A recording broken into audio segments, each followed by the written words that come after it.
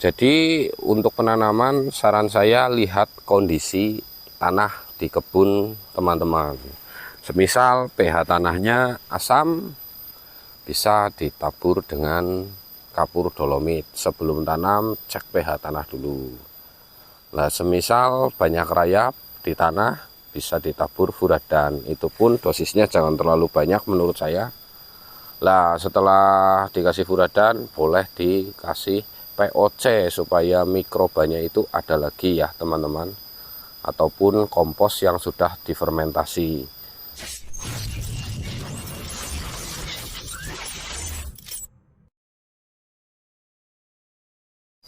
Oke, assalamualaikum warahmatullahi wabarakatuh. Kembali lagi di channel Bandar Bibit Durian dengan saya Gesang Aprianto.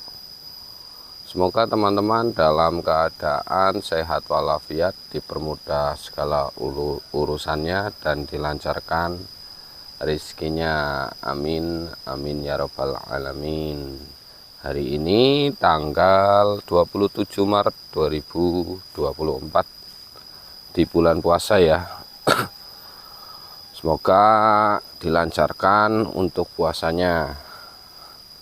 Baik teman-teman, karena kemarin banyak yang tanya-tanya lewat WA, banyak WA masuk. Gimana Mas cara penanaman yang baik dan benar? Terus cara perawatannya dan lain-lain lah ya. Ini saya sharing sebentar, berbagi ilmu. Semoga bermanfaat untuk teman-teman. Jadi untuk kebun ini kebun paman saya, dan nama kebunnya adalah Turisno Durian Farm. Dan saya selaku anak muda yang menyarankan dari awal tanam hingga sekarang ya teman-teman. Dan ini sebuah contoh bibit durian dulu ditanam dari ukuran 1 meter ya teman-teman. Asli rawatan planter bag. Oke, saya jelaskan ya. Dan dulu ditanam itu di tanah yang bekas kebun bambu, bisa dilihat ya, masih banyak kebun bambunya. Nah, pelan-pelan ditebang ya. Nanti akan ada pelebaran ke sana. Bekas kebun bambu. Ada yang bertanya, Mas, bagus enggak sih kalau semisal nanam dikasih kapur dolomit? Menurut saya bagus.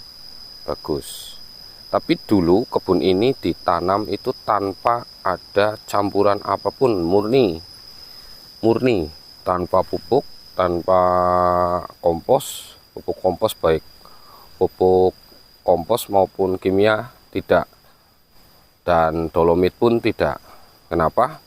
Karena saya melihat kesuburan tanah di sini, apalagi bekas kebun bambu. Terus yang kedua, Mas, bagus enggak sih menanam dikasih furadan? Kita lihat tergantung tujuannya ya. Kalau kok di tanah nggak ada rayap, ngapain harus dikasih furadan? Dan saya selama ini tidak pernah menggunakan furadan. Furadan itu insektisida tabur ya teman-teman, bagi yang belum tahu. Insektisida kapur yang tujuannya untuk membasmi rayap. Tapi jika di tanah tidak ada rayap, ngapain kita kasih furadan? Malah merugikan tanah. Satu, tanah jadi bisa bantat karena mikrobanya mati. Dan di situ pun banyak mikroba yang bagus untuk pertumbuhan pohon durian ya. Pengurai pupuk-pupuk juga banyak di tanah. Jadi logikanya, kalau kita kasih furadan, otomatis si mikroba itu akan mati. Memang banyak patogen jahat juga, tapi kalau kita tahu, insya Allah ya tidak akan terjadi apa-apa. Nah, setelah tanam semua, itu yang saya jelaskan tadi, tidak menggunakan apapun, murni.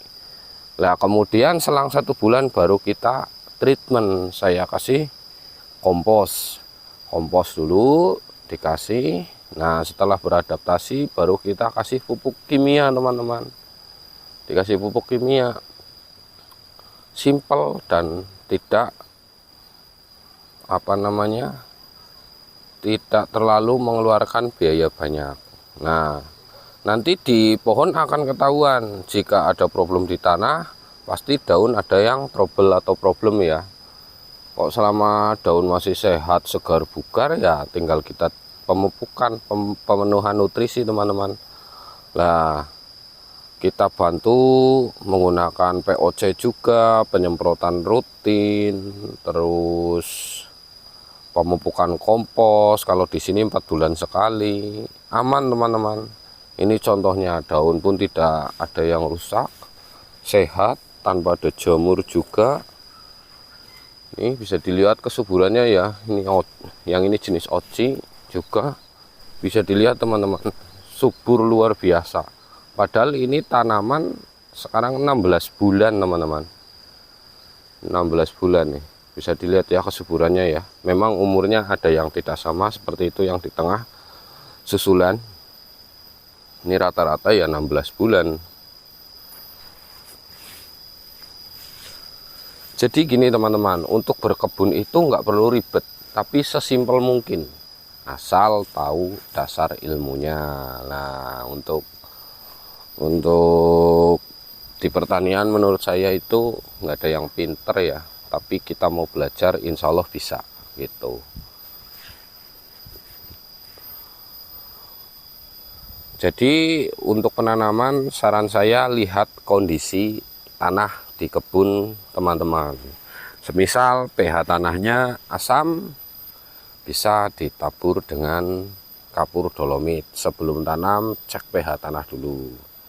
Nah, semisal banyak rayap di tanah, bisa ditabur furadan. Itu pun dosisnya jangan terlalu banyak menurut saya. Nah, setelah dikasih furadan boleh dikasih POC supaya mikrobanya itu ada lagi ya teman-teman, ataupun kompos yang sudah difermentasi. Baik lagi dikasih trichoderma ataupun mycorrhiza, itu lebih baik. Jadi pelajari dulu ya teman-teman, sebelum menyesal di kemudian hari. Pelajari dulu.